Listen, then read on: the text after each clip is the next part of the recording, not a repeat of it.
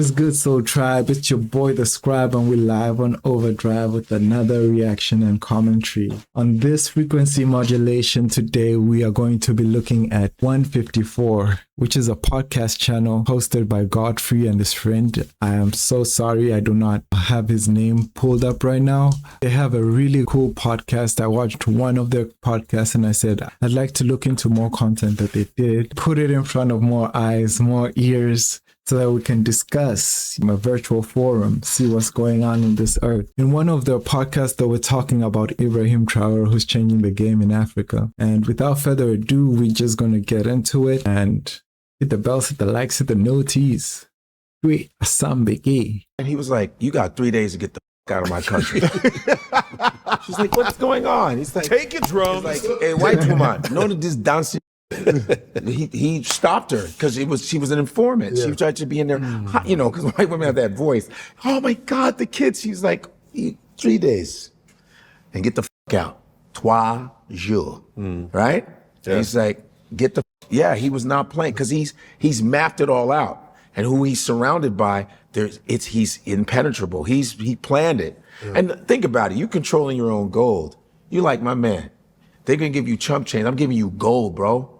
You're gonna stay loyal to me. You're some gold, but come on, man. Right. I got you your own shit. You think that will... All right, so for context, word through the vines. How do they say it in legal terms? Allegedly. Word through the vines is that France sent spies or intelligence to try and take out Ibrahim Traoré because he ousted them from Burkina Faso and the Sahel region. Because of that, he's been trying to find ways to destabilize and in essence take out Ibrahim Traoré so that they can restore the power in Burkina Faso. You think that will spread throughout Africa?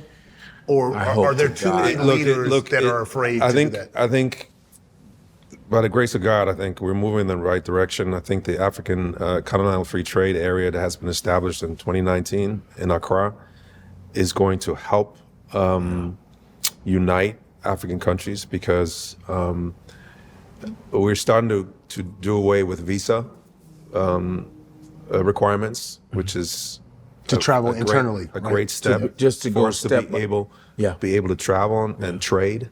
Have you met across borders? Have you met? So I came out of Swaziland, and it's actually easier to travel to Europe. It's easier to travel to the US than it is to travel to neighboring countries in Africa. So for example, I need a visa to travel because of my Congolese passport. I need a visa to travel from Swaziland to South Africa, which is a neighboring country. I need a visa to travel into a neighboring country. I don't need a visa to travel to Mozambique, but I need a visa to travel to Botswana, to Lesotho. Well, no, I don't need a visa to travel to Lesotho, but I need a visa to travel through South Africa to Lesotho. And there's many countries like this, like so many different countries where I have to look first. Do I need a visa? And if I need a visa, then probably not gonna go there. And it's very inconvenient. It reinforces the division between countries that are literally next to each other. Julius Malema from South Africa yet? Yes. EFM? Yeah, that's my. Yes. And there's a lot of young leaders now. Beautiful. That are coming in power. Yeah. That are progressive and they are innovative and they're really savvy when it comes to technology, when it comes to infrastructure, manufacturing, and the intent to take ownership of value chains rather than continuing to export raw materials, keep the raw materials, process the raw materials, and be able to take a larger chunks of the entire value chain. That's very important. And I think that we're moving in that direction. Obviously, we're not there yet, but I feel like also we have the youngest generation in the world. Average age is 19. 19. It's 36 here. Wow. 42 in Europe. 19 in Africa. So the consciousness, the awareness amongst all these young people is tremendous. See, even I did not know that. 19 years old? Yo, no wonder these guys are. Because at 19, you feel immortal at 19, man. No wonder so many revolutions had been going on there, because once you get older, it's like you don't want to lift weights as much, you know. You don't want to talk back. You don't want to resist. You don't want to fight back. But when you're young, you're willing to, you're willing to put it all on the line. Super smart, great ideas. Technology helps. It's a great equalizer. Right? But do you think that could also be slow down the process as Western culture is easier to kind of promote and to spread, right? Like that's why it's important. You know, we that's don't control why the algorithm. That's why we do what we do with Full Circle, right? Full Circle Africa and now Full Circle. Yeah, tell us about your Full Circle. What we're doing is everything we're doing is to normalize Blackness and also to normalize Black excellence. Right, showing a different narrative in terms of what Africa is all about, and counteracting old stereotypes and biases, and because this has all been done intentionally, right? So, and a part of that is to. That's facts, because it just reminded me of how Speed went to Botswana. He wasn't able to buy a diamond because Botswana exclusively sells their diamonds to two people or parties, the De Beers and the other, which I've forgotten. Literally not able to sell a rough diamond that they found from underneath their feet to anybody. They have to go through regulations, they have to go through tapes just to sell a rock that they found in their backyard. Build a bridge between the diaspora and the continent, because the diaspora is a huge asset to the continent. I mean, there's 2 billion people, right? Between Africa and people of African descent. 600 million people is the third biggest country in the world. That's the African diaspora, 600 million people. Wow. So that's a very powerful asset to have. So part of our work is to connect investors, to increase investment tourism, to increase economic development opportunities, investment opportunities, to educate people about the great opportunities that are Africa, right? Africa has the highest return on foreign investment than any other place in the world. But you don't hear about Of course not. Of course, right. Of course, the global average is 7.4. Africa is 11, right? So nobody knows that, and nobody thinks that, and nobody talks about that because it's. If you think about it, it kind of makes sense because we have most of the primary factors of production. That is to say, we have the land, the diamonds, the gold, the metals, the iron, the coppers, the platinums, all of the commodities, the food, the material for clothes. And what happens is we send it out to different countries as raw materials, and then we buy it back from those countries as finished goods. And that's where Africa really falls short, because if there were any manufacturing plants, or if they had more secondary factors of production, more factories, more refineries, more places to polish that raw material and turn it into a finished good, then Africa would be in a completely different stratosphere. But instead, we send it out to the West, and then we go to the West and we buy the Gucci, we buy that expensive chocolate,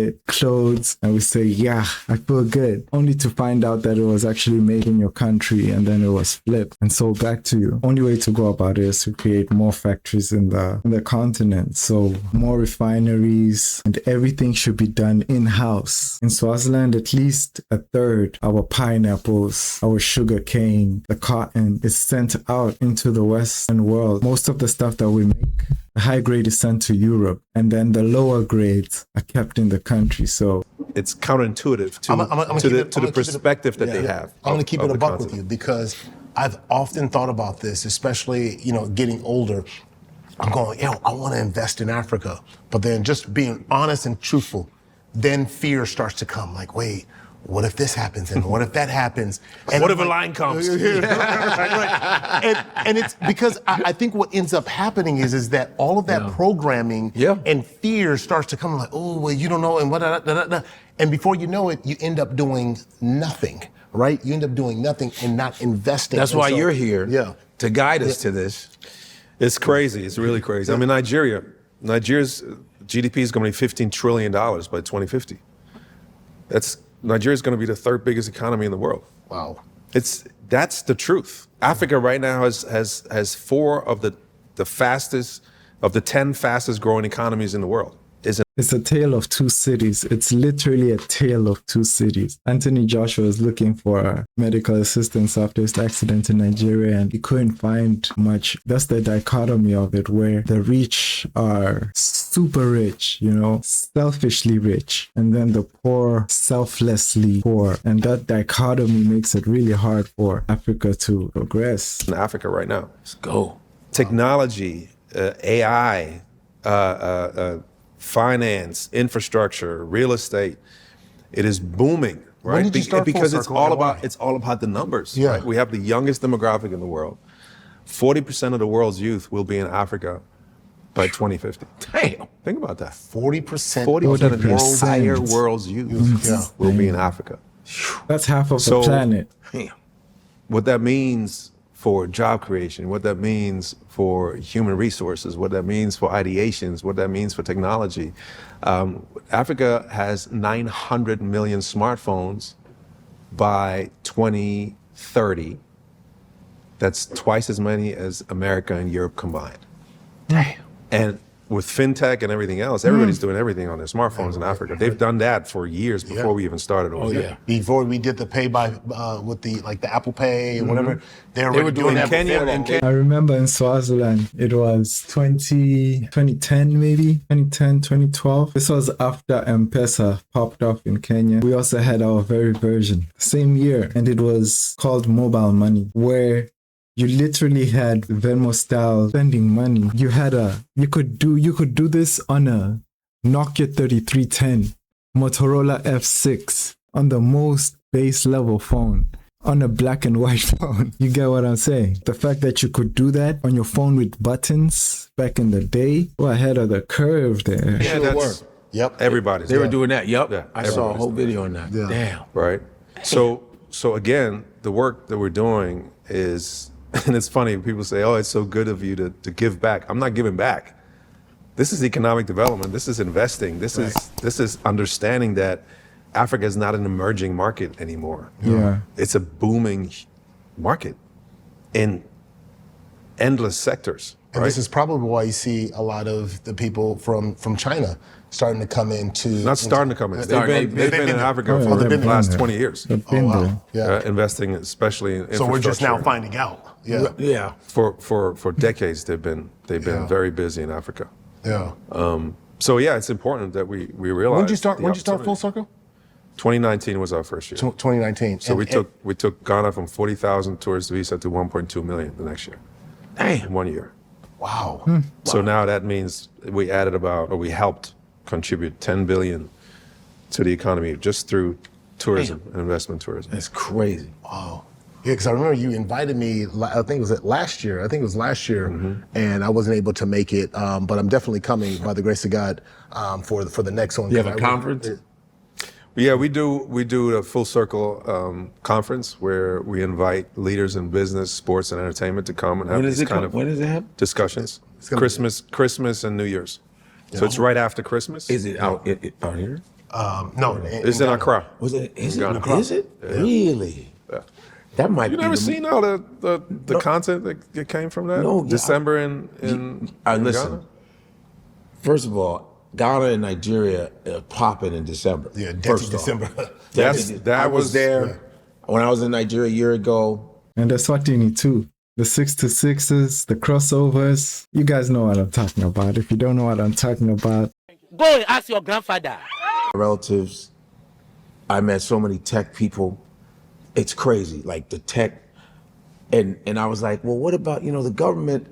It's like the government is still corrupt. He says, we don't care about the government. We do what we do. Yeah. I have my. I mean, it's is all the tech government people, helping with anything? My cousin's is a filmmaker in Nigeria, and I just went to some film festival and just meeting directors and just they're getting it in, man. It's amazing what's going Getting on. it in, bro. And it's interesting because we have a partnership with the government, Yeah. but we're focused on the private sector, right? Because the private sector has the Has ability to more move motion. much faster. So it's much easier to get stuff done when you partner with the private sector and you get the endorsement of the government. So you don't have to wait. So I'm heading over go through to. the I'm coming to Ghana in December. Yeah, we're- No, I'm coming to Ghana. you should. Yeah. You should. We'll do 154 there. We'll do 154. let's go. Yeah, we'll Yeah. do. We're we'll do coming. Let's do it. Yeah. Ooh, my God. Yeah. Absolutely. Oh, yeah. Because I think it's important, We not about only to- that we have this Yes. podcast here, but we take this podcast and Yes. it's mobile and its mobility to be able to see this in real life, because like you've just dropped a bunch of dimes Man. and just really kind of educated us and the audience on really kind of the capability, the possibility that's in Africa to even think about it. Because I'm an investor. I like to invest my money. I like to see money grow. I don't invest. And, well, here you go. I don't have. You guys are responsible dads. That's why I'm looking at y'all like. No, man. When you but said, you he gotta- said 7%. You Man, go, okay, I 7 to 8%. You be like, okay, cool. You throw out 11%. But I don't invest in anything. I have nothing. Not a damn thing. Not a damn dime. You're just Nothing. talking about Nigerians in tech. It's a hotbed. I would There's love a to. lot going on. I just want to be smart. There's a lot I invested going a long on. time ago. It was whack. There's a lot. But I want to. But That's for what people, I would for, like who to. people, for people who are interested, we have a platform called Full Circle Streamline Travel, and we service anyone from the diaspora and people from the continent who are interested in experiences on the continent. Whether it's just travel, flights, hotel, tours, or immersive experiences like, cultural sites, historic site visits. I want to say real estate. The over Ghana Chieftaincy Awards are coming up in May. Real estate tours, all that we're doing that in order to educate and to inform people about the real Africa. Yeah. And to give people a chance to take part in economic development projects, investment opportunities. Yeah. There's this fund that I just joined, Silverbacks Holding, and they own a Nigerian company. They're investors in a Nigerian company called Move. And this was a guy who started with 6 cars in Nigeria. What he does, he takes these black cars and he gives them, he leases them out to the 5-star Uber drivers that have cars, right? So you're a great driver, you're a 5-star, but you have a car, you're gonna make less money. So they're leasing out these cars, these black cars, to these premier drivers who can up their Quality, income no doubt. because they're driving a better Quality car. of life, So yeah. now they're in, 16 countries, and their valuation has gone up to 600 million. They partner with Uber. Wow. That's a Nigerian tech company. It's a Nigerian startup. There's so much going on. There's so much That is a solid idea. That is an impressive method. going on that's just tremendous. Yeah. And, speaking of Black excellence, that's the very definition of Black excellence. That's another 154 conversation. All right. Thank you guys for tuning in. If you like the discussion, hit the likes, hit the bells, hit the noties. Let me know what else you'd like me to check out. We look at everything. I'm from the Kingdom of Eswatini. I have Congolese blood in my veins. I'm based in Canada, so I have a lot of influences to pull from. So if you guys have anything that you think is interesting, drop it in the comments. We can get to it. And so thank you so much for tuning in, guys. Without further ado, we're on to the next one.